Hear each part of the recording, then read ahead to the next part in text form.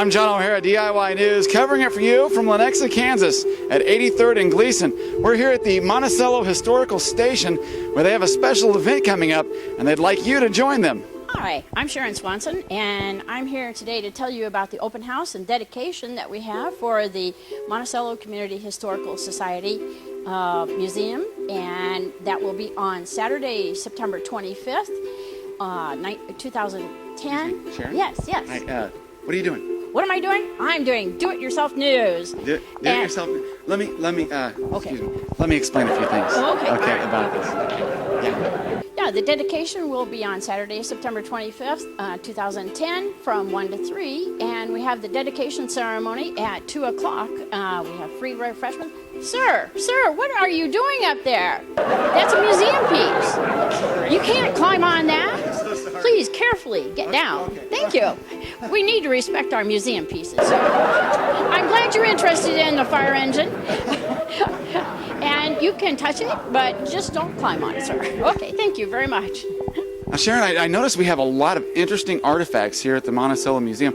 Can you tell me a little bit about some of this stuff here? Yes, these pottery shards that are here were found near what we think was a campsite along the Santa Fe Trail in Monticello, and so they're very important. And then we have a bison bone here, which has been determined to be over 200 years old, that someone walking along one of the creeks found and in the Monticello area. So, and it was deemed that it was probably a very young bison at that point, but over 200 years old.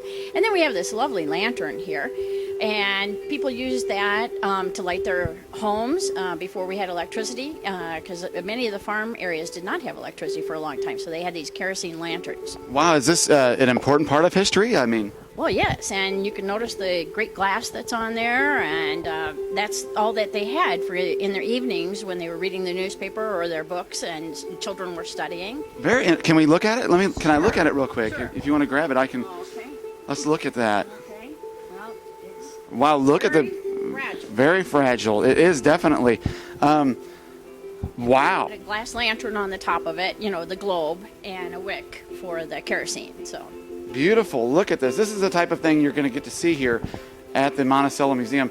Can I take this outside to look at through the glass? I understand it looks very beautiful outside with the glass. sure, we can take it outside and take a look at it. Yes. Okay, but we'll be very careful. Down here. Yes. Okay. So this is a beautiful lantern. Tell me a little more. Well, take a look at the green glass through the sunlight. You can see how it just kind of goes through there, and that way you could tell how much kerosene was in there. You want to take a look at it even closer? Oh, yes, that is. I'll be very, very careful. Be very careful, yes. Oh, That's gosh. an old piece. Oh, whoa. Oh, What did you do? I am so sorry. Well, on September 25th, when we have our open house and dedication, why at 2 o'clock we'll have speeches and free refreshments, and the public is all welcome to come during that time, and we will be open from 1 to 3 at that time. So, yeah, these are very old books, sir, so if you could just leave those there, I'd appreciate it. Now, if you have on gloves, you can take a look at those. This is our library, so we need to treat these very carefully. So, anyway, back to our open house and dedication. We hope that everyone comes that is appropriate to come and has learned their lessons of what a museum can be like. So, and they are very exciting, and we do have some hands-on types of things here in the museum that are appropriate to touch and build with. And Great stuff I can do? yes, stuff you can do. We'll even allow you as long as, because now I know that you've learned your lesson, so it will be good. We will have some speakers that Saturday that we're having the open house from 1 to 3, and it'll just be a short 15-minute dedication ceremony, but we're going to learn about where the Heritage Trust Fund for Johnson County comes from, the money for it, and how that has helped support our museum.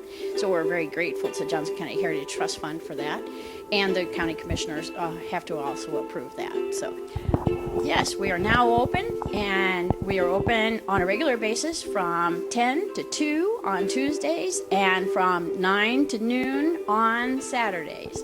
John O'Hara from 83rd and Gleason, covering it for you, DIY News.